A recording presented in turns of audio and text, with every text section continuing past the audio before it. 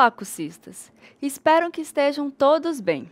É um grande prazer estar aqui novamente com vocês.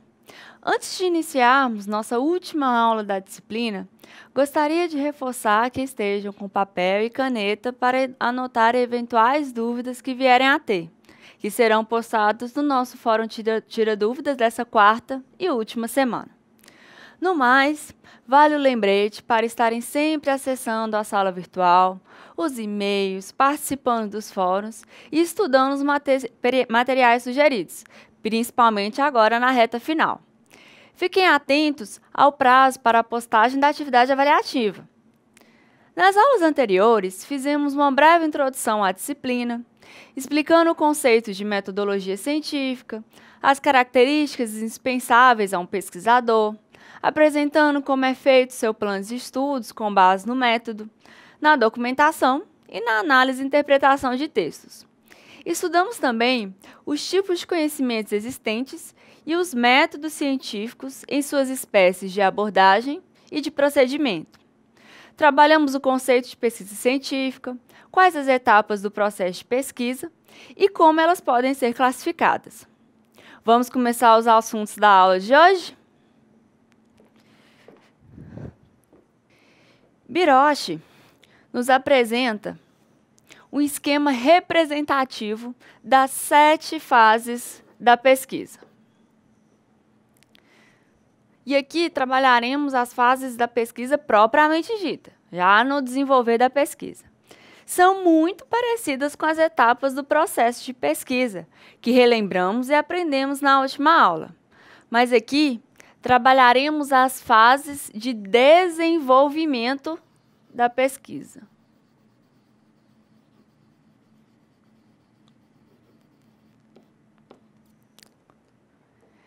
Primeiramente, o pesquisador deve eleger a sua pergunta de partida. Depois, passará para a exploração com as leituras necessárias. Posteriormente, passará à problemática, ao modelo de análise, à coleta de dados, à análise e interpretação de dados e, por fim, às conclusões ou considerações finais. Na primeira fase da pesquisa, a pergunta de partida corresponde ao assunto que será desenvolvido, bem como a delimitação do seu tema. Aqui escolheremos o assunto e o tema dentro da área de interesse do pesquisador, que será condicionada a 2 critérios: a dimensão pessoal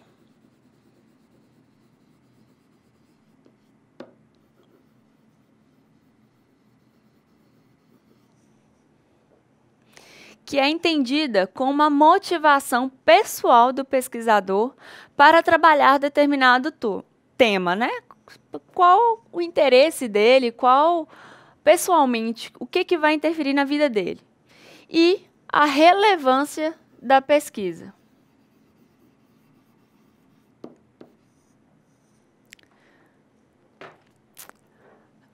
Qual será a relevância dessa pesquisa para o aprofundamento de um conhecimento científico?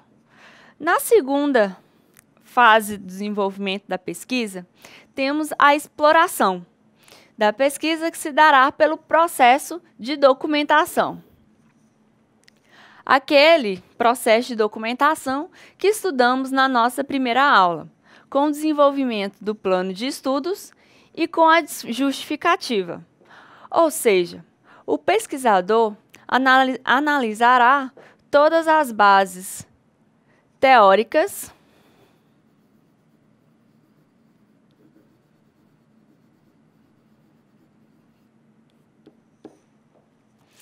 realizará todas as leituras necessárias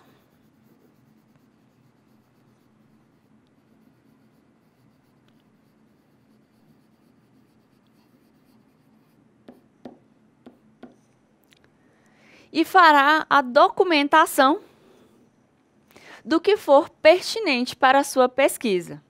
utilizando-se de fontes primárias e secundárias, explicando assim qual a finalidade, qual o porquê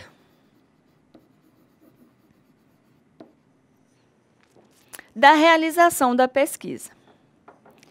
A terceira fase da pesquisa trabalha a problemática da pesquisa, elegendo o problema, que consiste em uma dúvida ou indagação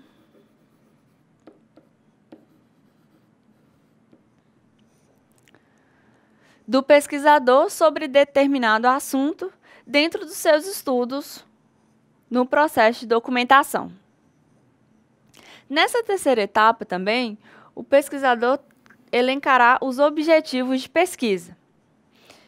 Quando ele elege o problema que reflete uma dúvida ou uma indagação sobre determinado assunto, ele se dispõe a procurar uma solução, a resolver. Nessa etapa, na terceira etapa, temos o foco da pesquisa.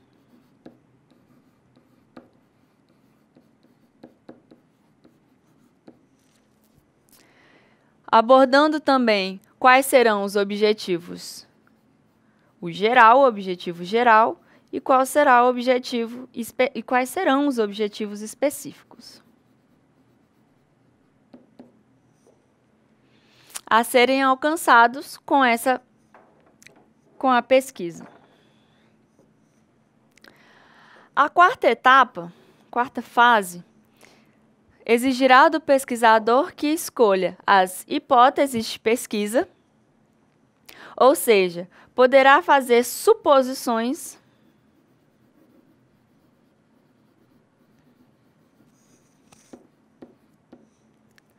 para o problema e a sua solução.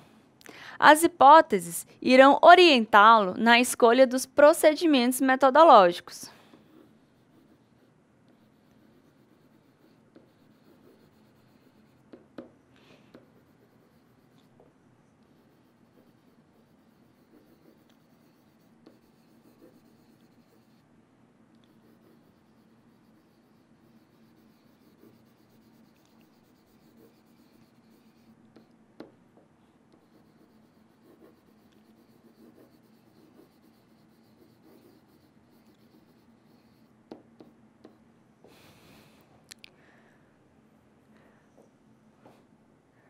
Que esses procedimentos metodológicos irão ser utilizados como forma de saber, de o pesquisador explicar como ele irá executar a pesquisa, definindo quais são os métodos de abordagem, de procedimento e quais são os tipos de pesquisa que ele irá utilizar.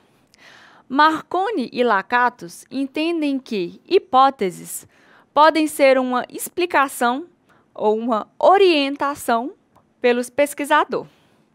Nesta quarta etapa, também será desenvolvido o referencial teórico, também conhecido como marco teórico ou quadro teórico.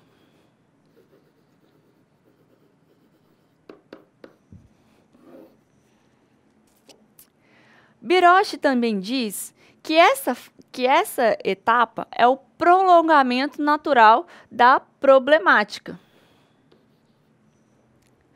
Articularão de formas operacional os marcos e as pistas que serão finalmente retidos para orientar o trabalho de observação e de análise.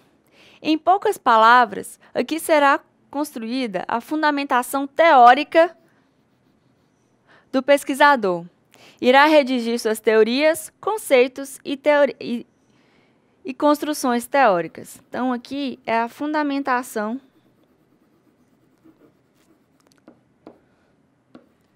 da pesquisa.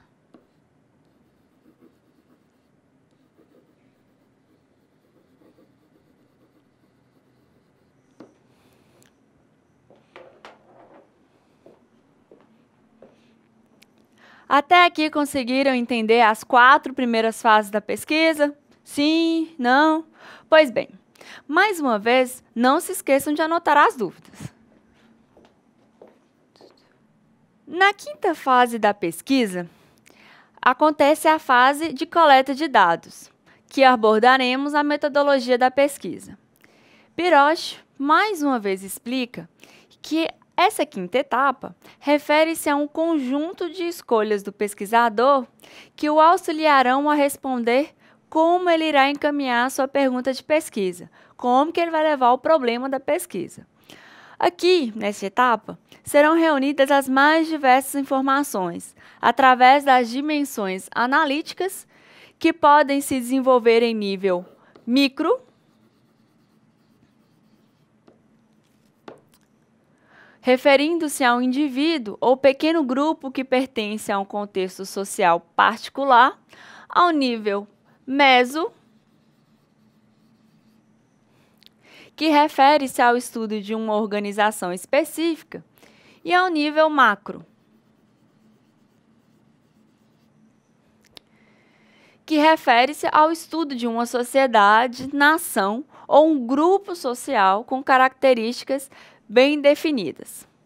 Através das amostras ou processos de amostragem, que pode ser não problemática, não probabilística,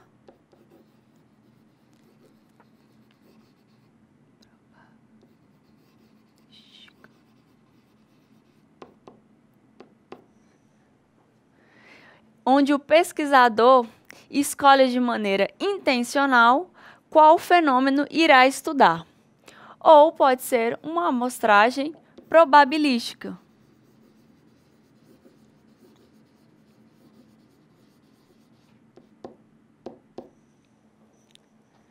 em que a escolha dos fenômenos será aleatória à vontade do pesquisador. A coleta de dados pode ser feita também através da população, que, segundo Piroche, representa um conjunto definido e bem delimitado de elementos ou indivíduos com características semelhantes. Pode ser feito também através da observação, em que conseguimos compreender que é relevante por ligar o pesquisador diretamente com o fenômeno empírico estudado. A coleta de dados pode se dar também por questionários, entrevistas ou formulários. Kleber Prodanov explica que o que diferencia basicamente a entrevista do questionário é que a primeira, a entrevista, é sempre realizada face a face, do entrevistador mais o entrevistado. Também pode ser realizada com base em um roteiro de questões pré-estabelecidas e até mesmo impressas, e enquanto os questionários necessariamente têm como pré-requisito a elaboração de um impresso próprio com questões a serem formuladas na mesma sequência para todos os informantes. Ou seja, as entrevistas, primeiro vai estar face a face com quem está sendo estudado, com quem está sendo pesquisado, e poderão ter algumas perguntas que o auxiliarão ali naquele momento, face a face. Já os questionários são perguntas pré-estabelecidas que serão feitas à pessoa que está sendo pesquisada. As entrevistas podem ocorrer em 4 modalidades. Elas podem ser estruturadas,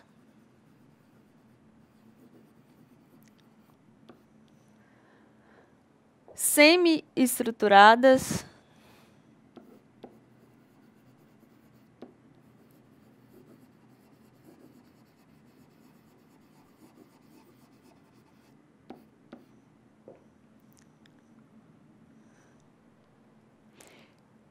em profundidade,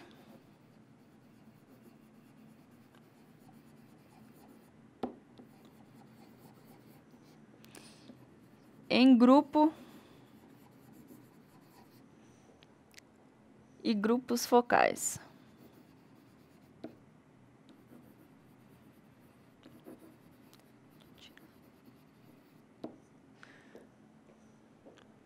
Por fim, os formulários possibilitam ao pesquisador obter informações de maneira direta com o pesquisador, com o pesquisado.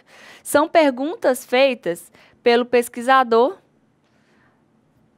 a determinados grupos sobre determinados assuntos.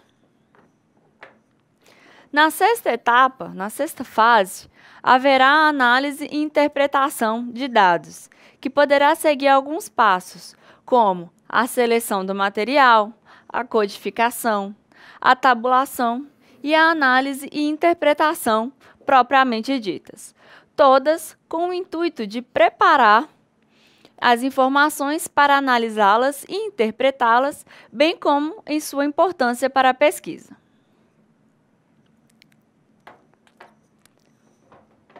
A sétima fase consiste nas considerações finais ou na conclusão.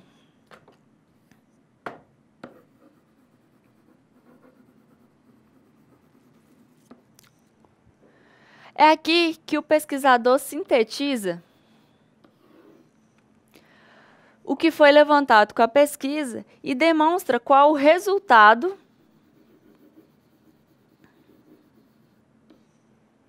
que poderá ou pode ser obtido com a pesquisa.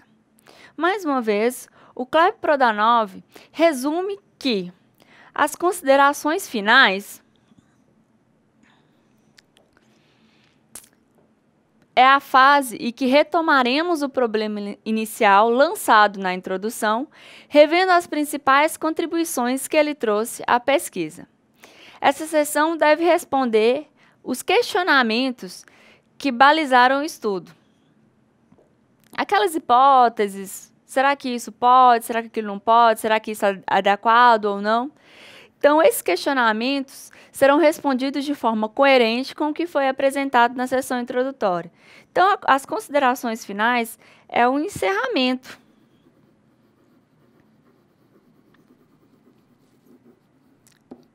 de todo o trabalho, é a resposta de tudo que você pesquisou.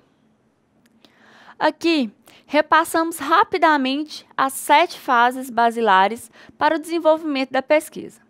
No nosso caderno didático e nos materiais complementares, vocês poderão aprofundar um pouco mais o estudo detalhado de cada ponto aqui levantado. E, em caso de dúvidas, estou à disposição para ajudá-los. A importância do estudo e detalhamento se faz com uma única finalidade: a redação e interpretação do trabalho científico, ou seja, um trabalho científico de excelência. Por mais que haja um detalhamento escrito de cada fase de pesquisa, por mais que não façamos isso de forma escrita, é de extrema importância que o pesquisador tenha em mente cada uma delas em sua pesquisa, certo? Dito isso, vamos relembrar alguns pontos importantes do projeto de pesquisa?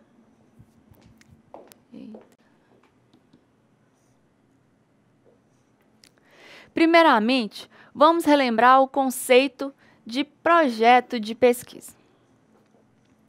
Para Biroche, projeto de pesquisa é um texto que define e mostra com detalhes o planejamento do caminho a ser seguido na construção de um trabalho científico de pesquisa. É um planejamento que impõe ao autor ordem e disciplina para execução do trabalho de acordo com os prazos pré-estabelecidos. Ou seja, é ele que mostra o rumo que o pesquisador pretende tomar para o desenvolver do trabalho científico. Sabem aqueles questionamentos que respondemos ao final da última aula? Por que pesquisar? O que pesquisar? Para que pesquisar? Quando pesquisar? Pois então, é aqui que eles serão devidamente escritos e respondidos. Bom, aqui podemos visualizar um esquema para a estruturação da parte escrita do projeto de pesquisa. Toda essa estruturação já foi estudada nas nossas aulas, mas não custa relembrar. Vocês também já estudaram, né, anteriormente em outros cursos, então vamos só relembrar. Primeiramente, colocaremos o tema e a sua delimitação, Ou seja, aqui constará sobre qual assunto trata a pesquisa. É a resposta do o que pesquisar. O problema ou a problemática da pesquisa é o questionamento sobre o que será trabalhado. Dentro do assunto, é escolhido algo que aguça a curiosidade do pesquisador em busca de uma solução. Então, aqui é o problema. As hipóteses trazem as sugestões de possíveis respostas para o problema formulado pelo pesquisador. A justificativa quer responder o porquê.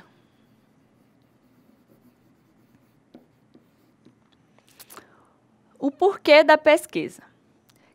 Kleber-Pradanov diz que a justificativa consiste em uma exposição sucinta, porém completa, das razões de ordem teórica e dos motivos de ordem prática que tornam importante a realização da pesquisa. Os objetivos geral e específicos demonstrarão para que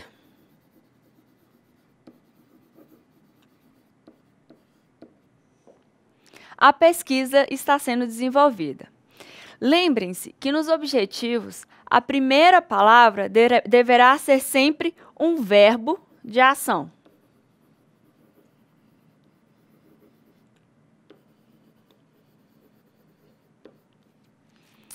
Por exemplo, nos meus objetivos eu posso falar que a minha pesquisa quer definir algo, classificar algo, experimentar algo, produzir, avaliar, dentre outros verbos que podem ser utilizados. A metodologia responde o como a pesquisa será feita. É aqui que os métodos científicos trabalhados na nossa segunda aula serão discriminados para informar qual a linha de raciocínio utilizado pelo pesquisador. O referencial teórico ou embasamento teórico trata da pergunta de quais conceitos?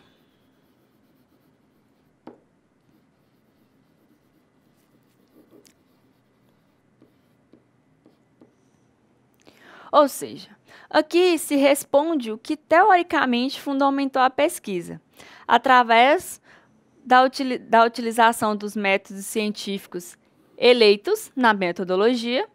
E aqui, o processo de documentação que estudamos na nossa primeira aula será devidamente útil para o pesquisador, pois terá um resumo das suas principais fontes de pesquisa. No cronograma, o pesquisador responde o quando.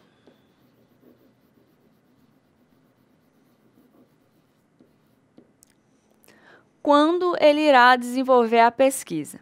É aqui que o pesquisador dá uma previsão de tempo em que a pesquisa será concluída. Por fim, as referências bibliográficas consistem em todas as obras e fontes utilizadas e consultadas para a construção da pesquisa, seguindo as normas da ABNT.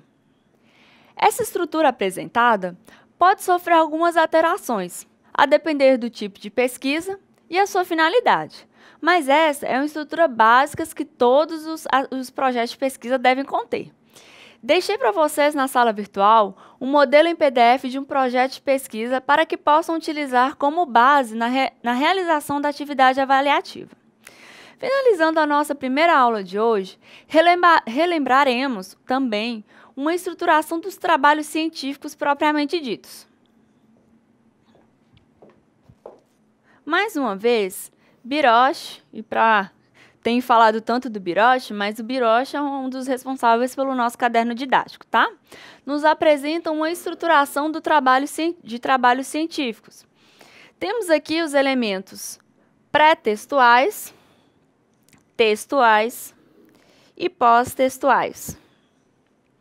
Nos elementos textuais temos capa, folha de rosto, folha de aprovação, dedicatória, agradecimentos, resumo em língua vernácula e em língua estrangeira, listas de introdução, de tabelas, de abreviaturas e siglas e, por fim, o sumário. Lembre-se que essas primeiras páginas, não são numeradas. Elas são contadas, mas não possuem numeração, ok? Nos elementos textuais, temos o cerne do trabalho, que é o cerne do trabalho.